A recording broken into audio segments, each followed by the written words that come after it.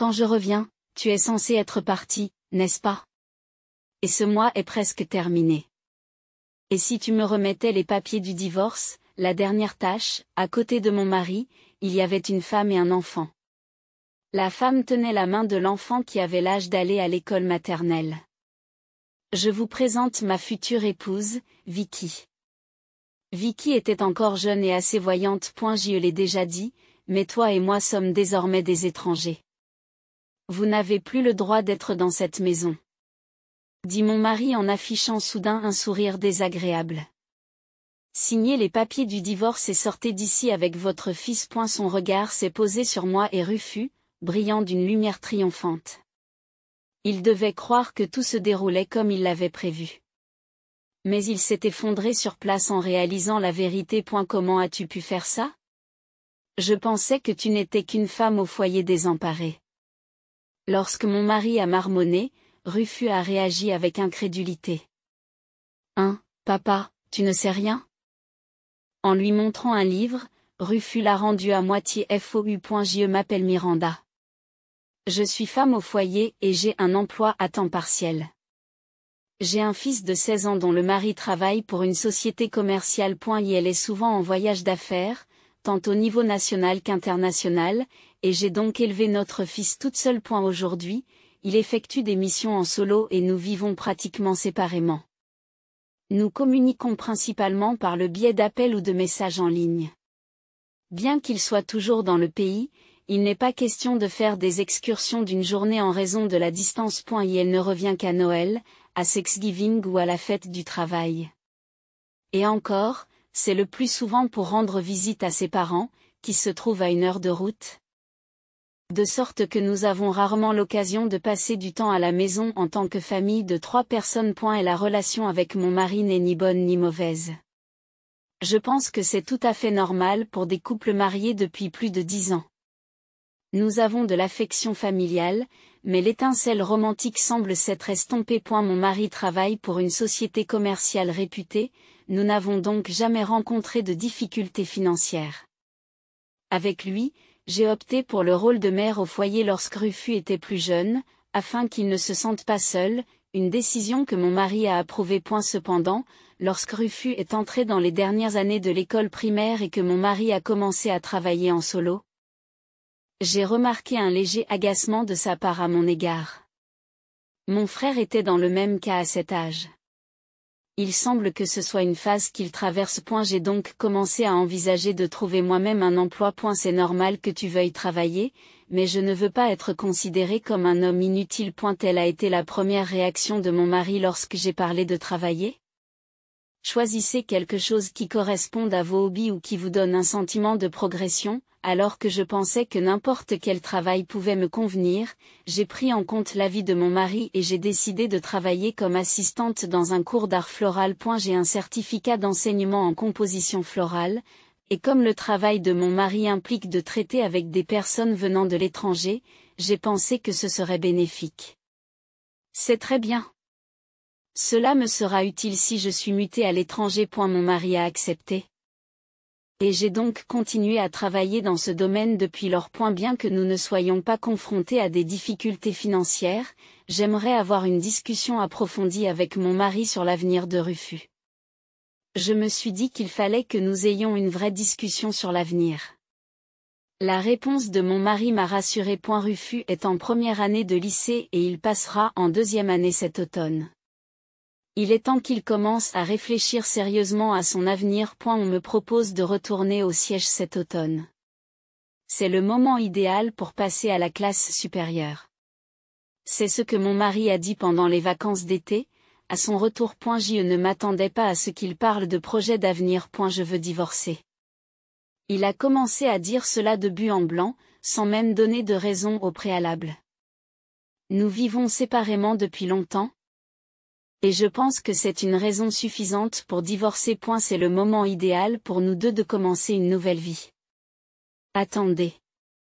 C'est si soudain. C'était comme un coup de tonnerre. Je me suis empressée de l'empêcher de continuer à parler. Tu appelles ça vivre séparément, mais c'est juste parce que tu as fait des missions en solo. Je n'ai jamais eu l'intention de vivre séparément. Mais tu n'es pas venu avec moi, n'est-ce pas? C'est à cause de l'école de Rufus et de ton père. Mon fiel est bien vivant, il vit seul dans une maison de retraite. À l'origine, cette maison était celle de la famille de mon mari, mais lorsque nous nous sommes mariés, mes beaux-parents ont déménagé et se sont installés dans cette maison de retraite. Mon mari et Efiel n'avaient pas de bonnes relations. Du vivant de Maëmiel, mon mari est resté en contact avec ses parents, mais après son décès, il a complètement coupé les ponts. Je vous ai dit de le laisser tranquille, n'est-ce pas? Il est dans un établissement approprié et nous n'avons pas besoin de nous occuper de lui. Mais je ne peux pas le laisser comme ça. L'étrange relation entre mon mari et son père n'était pas due à une raison particulière. C'était juste une accumulation de petites choses au fil des ans. Même si mon fiel et mon père étaient tous les deux très gentils. Je m'étais donc bien entendu avec eux deux et j'ai gardé le contact avec ma fiel même après qu'elle soit restée seule. J'ai également visité sa maison de retraite de temps en temps. Vous l'avez fait de votre propre chef, n'est-ce pas? Je ne vous ai jamais demandé de le faire. C'est vrai, mais ce n'est pas si facile de s'en débarrasser. Et l'école de Rufus? Tu aurais pu le transférer si tu l'avais vraiment voulu. N'as-tu pas dit que tu voulais que Rufus aille dans cette école? Rufus a passé l'examen d'entrée et est entré dans une école privée avec une école primaire et un collège combiné. C'est ce que je voulais, mais quand même. Si tu l'avais vraiment voulu, tu aurais pu le transférer, n'est-ce pas? Mais ce n'est pas possible. En fait, tu n'as pas choisi de vivre avec moi. C'est donc à toi que je le demande. Sur ce, mon mari m'a tendu un formulaire pré-rempli. Je suis revenue, mais tu ne peux pas rester avec moi comme ça. Je vais aller à l'hôtel ou ailleurs. Sur cette dernière déclaration, mon mari a quitté la maison. Je suis restée abasourdie. Pourquoi les lumières ne sont-elles pas allumées? Où est papa? Ce jour-là, Rufus était allé voir un film avec ses amis. Il n'est revenu que lorsque le soleil de fin d'été s'est complètement couché. Mon mari est revenu et est parti vers le milieu de l'après-midi. Il me semble que je suis restée assise pendant des heures, figée sur place. Qu'est-ce que c'est que ça? Rufus a ramassé les papiers du divorce qui étaient restés sur la table basse du salon. Que dois-je faire? Que dois-je dire pour expliquer tout cela? Je n'avais toujours pas fait le tri dans mes pensées. Et encore moins trouvé quoi dire à Rufus. En me voyant ainsi figée, Rufus a poussé un soupir et a laissé les papiers du divorce derrière lui en sortant. Oh, non seulement mon mari, mais aussi mon fils m'abandonne. Alors que je réfléchissais, abasourdi, Rufus est revenu immédiatement. Manger. Tu n'auras pas les idées claires si tu as faim. Mangez bien, dormez bien et réfléchissons à ce que nous allons faire à partir de maintenant. Rufus tendit une assiette contenant 2 gros sandwichs en disant cela. Ils étaient gros, la garniture débordait, mais il avait dû faire beaucoup d'efforts pour les préparer. En pensant à cela, des larmes montèrent involontairement. Manger, c'est tout. Rufus a fait semblant de ne pas remarquer mes larmes en disant cela, et j'ai mangé le sandwich en pleurant. C'était un simple sandwich, mais il avait meilleur goût que tous les festins que j'avais jamais mangés. Depuis qu'il a repris son travail à l'extérieur. Mon mari m'a envoyé plusieurs messages. Voici ce qu'ils disent en substance. Je veux divorcer d'ici l'automne prochain. Je m'assurerai de payer la pension alimentaire de Rufus jusqu'à ce qu'il soit adulte. Actuellement, l'âge adulte commence à 18 ans, mais comme il aura 18 ans alors qu'il est encore au lycée, je m'occuperai de lui jusqu'à ce qu'il obtienne son diplôme. Je suis étonnée par le ton de ses paroles, comme s'il acceptait gracieusement de payer. Rufus n'est pas seulement mon enfant, c'est notre enfant. Comment peut-il parler avec autant d'arrogance de ses obligations minimales? Lorsque la mission non accompagnée prendra fin à l'automne, je reviendrai vivre dans cette maison. Tu ferais mieux de te préparer à partir d'ici là. Vous devriez pouvoir trouver un logement décent d'ici 6 mois. Je prendrai même en charge les frais de déménagement par gentillesse. S'il insiste pour que nous quittions la maison, alors bien sûr, si nous devons déménager, c'est lui qui devra payer. Mais je ne comprends pas pourquoi il est si nécessaire que nous quittions cette maison. Et la raison du divorce est la rupture naturelle de notre mariage, je ne verserai donc pas de pension alimentaire. Cependant, j'apprécie les années de dur labeur que tu as passées en tant que femme au foyer et mère de famille, et je suis donc disposée à t'apporter une aide financière. Bien entendu, je ne te demanderai pas de pension alimentaire. Je ne ressens pas du tout le besoin de payer une pension alimentaire.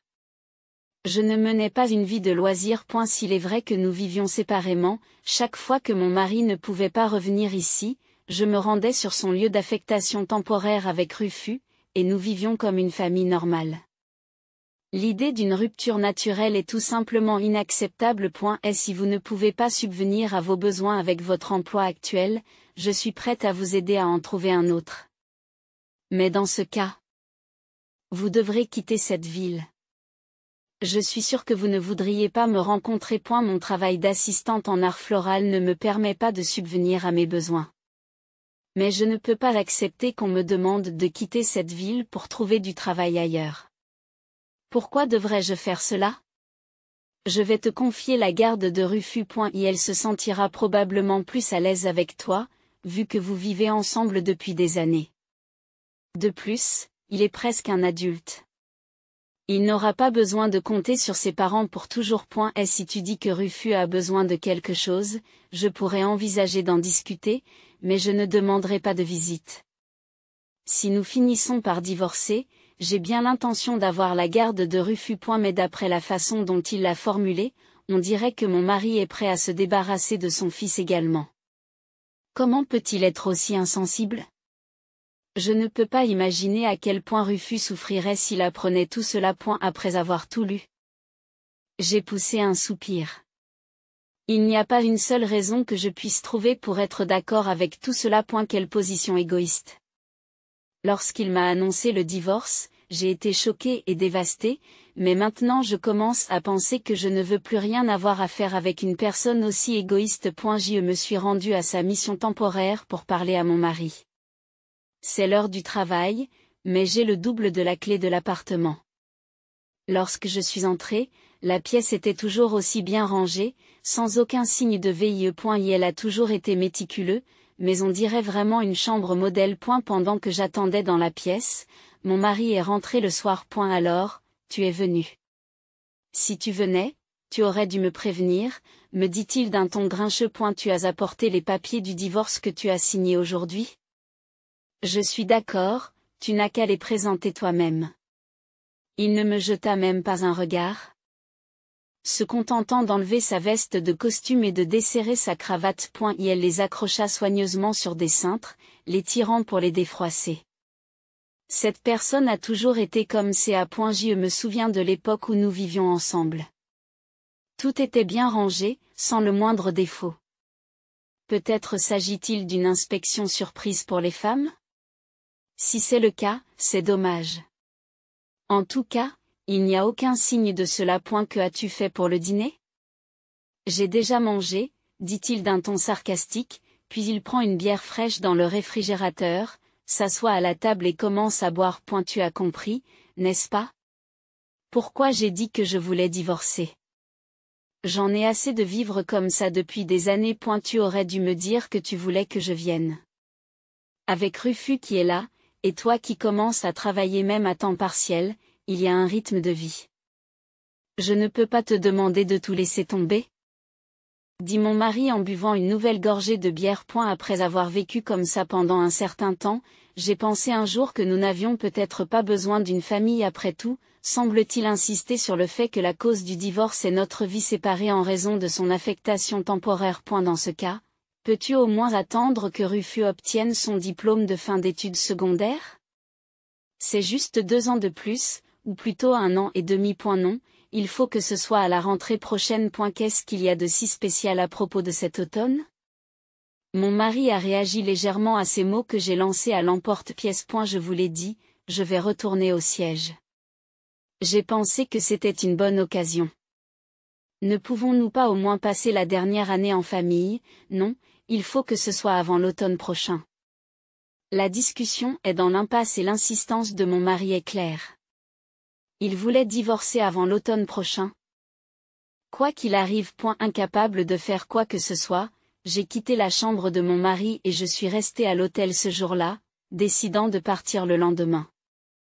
Je ne supportais plus d'attendre dans cette chambre avec mon mari. J'ai cessé de lui rendre visite à partir de ce moment-là. Je me suis rendu compte que c'était inutile. Nous avons communiqué par message enregistré et j'ai commencé à prendre des mesures pour l'automne. Tout d'abord, j'ai discuté des parties de la proposition de mon mari que je ne pouvais pas accepter. Je veux qu'il paie les frais de scolarité de Rufus jusqu'à ce qu'il obtienne son diplôme. S'il refuse, je ne signerai pas les papiers du divorce. J'ai reçu un appel furieux. J'ai dit jusqu'à ce qu'il soit adulte. Si tu n'aimes pas ça, je ne paierai pas un centime de pension alimentaire pour Rufus après le divorce. C'est impossible. Tant que nous n'avons pas demandé le divorce, nous sommes toujours mariés. De+. Tu as l'obligation légale de subvenir aux besoins de Rufus jusqu'à ce qu'il soit adulte. Après plusieurs échanges à ce sujet, mon mari a fini par céder. D'accord, je paierai les frais de scolarité de Rufus jusqu'à ce qu'il soit diplômé de l'université. Mais seulement pour 4 ans. S'il redouble une année ou quelque chose comme ça, je ne paierai rien de plus. D'accord, je comprends. Je compte sur toi pour les 4 prochaines années. Et s'il vous plaît, assurez-vous de le formaliser par écrit. Vous ne me faites pas confiance? Bien sûr que non. Il n'y a pas moyen que je puisse présenter soudainement un divorce pour une telle raison.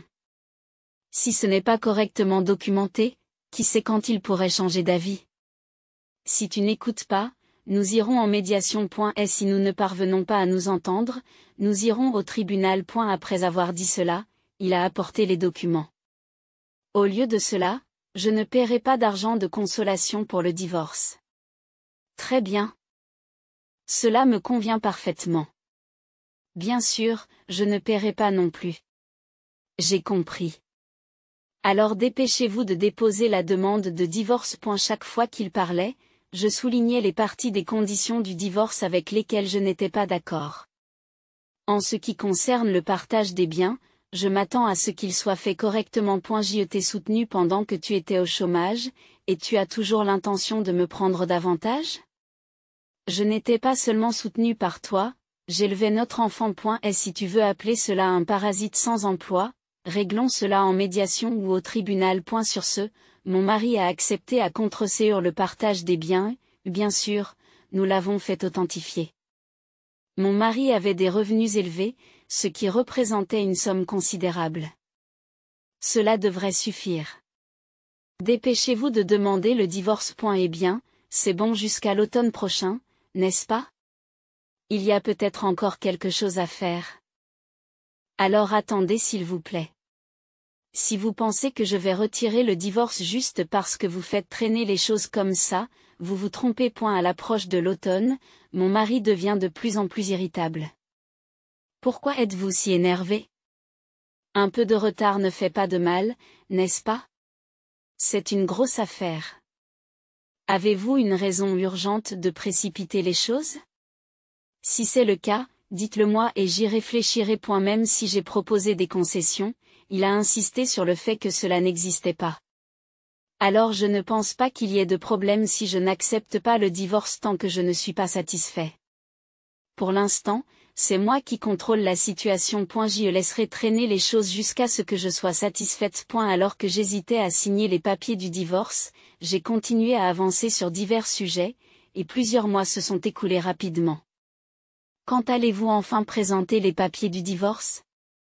L'été a déjà commencé. Mon mari, qui n'était même pas rentré le jour du Memorial Day, semblait impatient. Eh bien, l'été est arrivé, en effet. Mais il reste encore 3 mois avant l'automne. Et un peu de retard ne devrait pas poser de problème, je pense. Malgré tout, je te dis de demander le divorce avant la fin de l'année fiscale. Je veux être divorcé avant de retourner au quartier général. Même si tu dis cela, je ne peux pas me décider tout de suite, et il y a beaucoup de choses à faire. J'ai échappé facilement aux exigences de mon mari. D'ailleurs, avez-vous déjà choisi votre lieu de résidence? Ne vous inquiétez pas, c'est déjà fait. Bon à savoir. D'ici le début de la nouvelle année fiscale, je ferai la navette depuis cette maison. Mon mari pousse un soupir de soulagement en entendant mes paroles. Soyez prudent sur le chemin du retour. Bien sûr, mais n'oubliez pas que vous et Rufus quitterez cette maison à mon retour. Je ne reviendrai pas vers vous. Alors gardez cela à l'esprit. Je n'avais pas besoin qu'on me le dise. Je n'avais plus l'intention de l'accepter comme membre de la famille. Et la dernière semaine d'août, mon mari est rentré à la maison. Bien que de nombreux accords aient été conclus, les papiers du divorce n'avaient toujours pas été déposés. Tu avais promis de partir à mon retour, n'est-ce pas? Et nous sommes presque à la fin du mois, alors pourquoi ne pas me donner les papiers du divorce pour la dernière tâche? À côté de lui, il y avait une femme et un enfant. Et la femme tenait la main d'un enfant qui avait l'âge d'aller à la maternelle. Laissez-moi vous présenter. Voici bientôt ma femme, Vicky. Vicky était encore jeune et assez voyante. Enchantée de vous rencontrer. C'est votre fils, là-bas? Vicky, un peu gênée, cacha doucement l'enfant derrière elle. Excusez-moi, quel est votre nom? Et, arrêtez. Cela ne vous regarde pas. Mon mari a également défendu l'enfant et m'a dit cela. Je l'ai déjà dit. Mais vous êtes déjà une étrangère pour moi. Toi et ton fils n'avez plus le droit d'être dans cette maison. Sur ce, mon mari s'est soudain mis à sourire, un sourire mauvais s'affichant sur son visage. Signe les papiers du divorce et sort de la maison avec ton fils. Son regard se posa sur moi et sur Rufus, empli d'une lumière triomphante. C'est donc ça, finalement. Quel est le problème? Nous avons déjà conclu plusieurs accords. Il ne reste plus qu'à déposer les papiers du divorce, et il est décidé qu'il n'y aura pas non plus d'indemnité de divorce, n'est-ce pas? Je suis soulagée de l'entendre. J'ai entendu dire qu'il vous avait donné plusieurs choses, vous n'avez donc plus à vous sentir coupable. Les derniers mots semblent s'adresser à mon mari. C'est vrai. Je voulais vraiment que tout soit réglé et que le mariage soit enregistré aujourd'hui, mais je suis vraiment désolée pour ce point. Mais au moins, nous serons à temps pour l'inscription d'Ethan. Oui. C'est pour cela que mon mari a précipité le divorce. C'était pour arriver à temps pour l'inscription de l'enfant de Vicky à la nouvelle année scolaire. Je peux comprendre le désir d'un parent d'inscrire son enfant à l'école primaire en tant que parent responsable. Mais c'est une toute autre histoire. J'ai dit à mon mari et à Vicky qu'en ce qui concerne l'indemnité de divorce, je l'accepte. Mais il devrait être clairement indiqué dans le document notarié qu'il n'y aura pas d'indemnité de divorce. Oui, pour le divorce. Je présente le document notarié que j'ai préparé. Nous ne paierons pas d'indemnité de divorce pour le divorce, mais je l'accepterai pour la relation entre cette femme et votre fils. Et bien sûr, de cette femme aussi. Ne plaisantez pas. Je ne paierai pas un centime pour cela. Mon mari s'est exclamé avec enthousiasme. L'enfant appelé Ethan a tressailli et s'est accroché à Vicky. Je ne plaisante pas. Vous pouvez demander une indemnisation pour adultère dans les 3 ans qui suivent la connaissance du fait. C'est clairement dit comme ça. L'indemnité de divorce et l'indemnité d'adultère sont 2 choses différentes. Mais maintenant qu'il est clair que vos raisons de divorcer, les longues périodes de séparation pour cause de travail, étaient des mensonges, il semble que vous devrez également payer une indemnité de divorce. Qu'avez-vous dit? La vraie raison du divorce, ce sont ces gens-là. Tu veux divorcer, te remarier avec cette femme et reconnaître l'enfant, n'est-ce pas? Si c'est la raison, alors bien sûr, j'aurais demandé une compensation. C'est clairement défini dans la loi. En cas de divorce par fraude ou par contrainte, le divorce lui-même peut être annulé. Une personne qui a contracté un mariage par fraude ou par contrainte peut demander l'annulation de ce mariage au tribunal des affaires familiales. J'ai montré les documents que j'avais à mon mari et à Vicky. Le divorce n'a pas encore été prononcé, mais je pense que le contenu de ce document notarié peut être révisé. Et la main de mon mari, qui tenait les documents, tremblait. Alors, discutons à nouveau correctement de la compensation du divorce. Ai-je dit à mon mari avec un large sourire. Dans ce cas, il n'y a pas d'accord pour les frais de scolarité de Rufus. C'est impossible. Il n'y a aucune raison de l'annuler. C'est le même document notarié. Mon mari a désespérément argumenté, mais ça ne marchera pas, c'est le même document, mais le contenu est différent, n'est-ce pas? Si j'avais menti, cet argument pourrait peut-être tenir, mais je n'ai rien à cacher. C'est la vérité. Et c'est un fait. Je veux que mon mari remplisse ses devoirs de parent de Rufus, je l'ai donc demandé et mon mari l'a accepté. Il n'y a pas de mensonge là-dedans. Je ne pense donc pas que votre demande sera acceptée. Assez, j'ai compris. Je paierai, mais taisez-vous. Je vous remercie. Je souris largement, m'assurant que mon mari et Vicky se sentent aussi frustrés que possible. Quelle femme cupide, a craché mon mari. Mais tant que je paie, n'est-ce pas? Alors allez-y, payez. Bien sûr, peu importe. En fait, je l'ai déjà soumis ce matin. Tenez, voici le certificat. J'ai tendu à mon mari l'accusé de réception de la demande de divorce. Une fois que nous l'aurons, tout sera à nous, comme prévu. Mon mari l'a montré à Vicky et ils ont hoché la tête d'un air satisfait. D'accord, la discussion est terminée. Vous n'avez aucune raison d'être ici, alors sortez. Eh bien, à ce propos, Rufus et moi avons le droit de rester ici. C'est vous qui devriez partir. Elle ne dit pas de bêtises. C'est ma maison. Pauvre mari, il ne sait pas. Je dois l'informer correctement. Quel est le nom qui figure sur le titre de propriété de cette maison? C'est celui de mon père. Et ce qui est à lui est à moi. Non, c'est à mon nom. En entendant cela, mon mari a eu l'air surpris pendant un moment, puis il a ri et a dit, « Tu penses que c'est à ton nom parce que tu as le droit de résider ici, hein? Je ne ferai pas une erreur aussi stupide. Et si je divorce, tu n'es plus lié à mon père, ce qui signifie que tu n'as plus le droit de vivre dans cette maison. J'ai soupiré et je lui ai tendu un autre document. Qu'est-ce que tu veux dire? Les yeux de mon mari se sont écarquillés en regardant le document. J'ai été adopté par ton père. Et dans ce cadre, il a décidé de me léguer cette maison. Ce que j'ai montré à mon mari. C'est un livret de famille. Il indiquait clairement que j'avais été adopté. C'est absurde. C'est vrai. Ton père l'a fait parce qu'il s'est toujours soucié de moi comme de sa propre fille. Quand mon mari a parlé de divorce, j'ai consulté mon FIL. Mes deux vrais parents ne sont plus là. Ils sont décédés peu de temps après le mariage. C'est pour cette raison que mes beaux-parents m'ont traité comme leur propre fille. J'ai donc traité mes beaux-parents mieux que leur propre fils.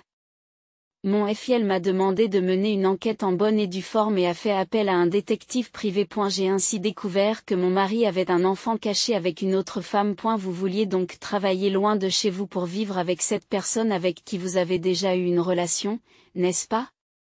Vicky travaillait comme hôtesse dans une boîte de nuit lorsqu'elle a rencontré mon mari. Elle n'avait que 20 ans à l'époque.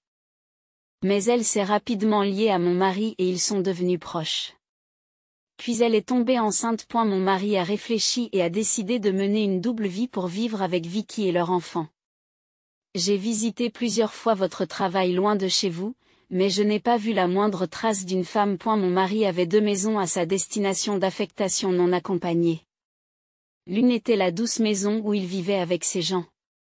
L'autre était un camouflage pour nous tromper lors de nos visites et cacher le fait qu'il y avait une femme. Lorsque mon mari est parti en mission non accompagnée, je suis allée lui rendre visite avec Rufus à de nombreuses reprises.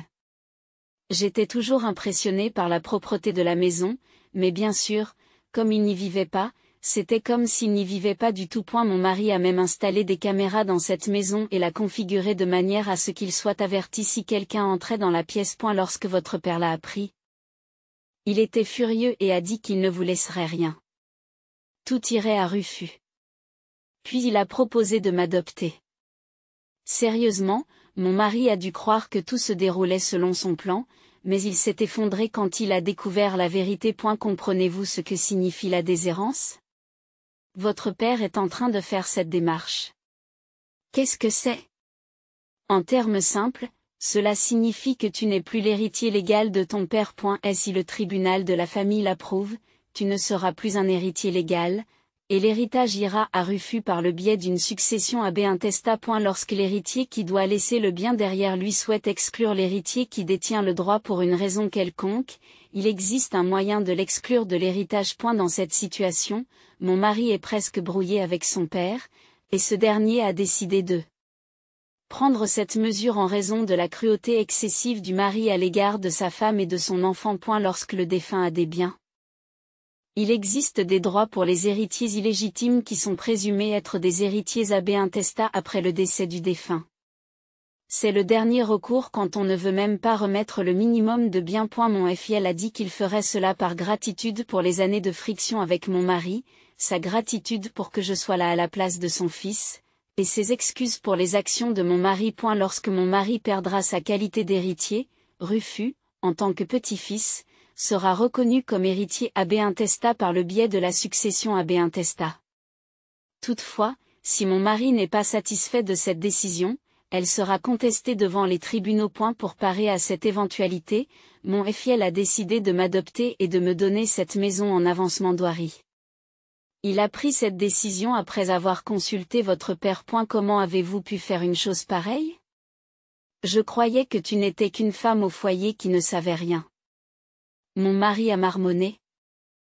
Et Rufus a réagi avec incrédulité. Hein, papa, tu n'étais pas au courant? Rufus a tendu un livre à mon mari. Qu'est-ce que c'est que ce livre, Les splendides déductions de Madame Rose? Oh, je le connais.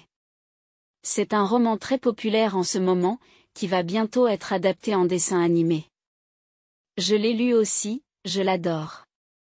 C'est un livre que ma mère a écrit. Elle a beaucoup étudié pour l'écrire, et elle s'est beaucoup renseignée sur le droit et d'autres choses. Les paroles de Rufus les ont laissés tous les deux stupéfaits. Certes, j'avais l'air d'une femme au foyer naïve qui n'avait rien fait, comme le croyait mon mari. Mais l'écriture était ma passion secrète, et je continuais à poster des romans sur un site d'écriture sans que mon mari s'en aperçoive. J'ai écrit une série qui se déroulait dans le cours d'arrangement floral, où je travaillais à temps partiel, et qui mettait en scène une assistante ménagère connue sous le nom de Madame Rose, qui résolvait des mystères difficiles les uns après les autres.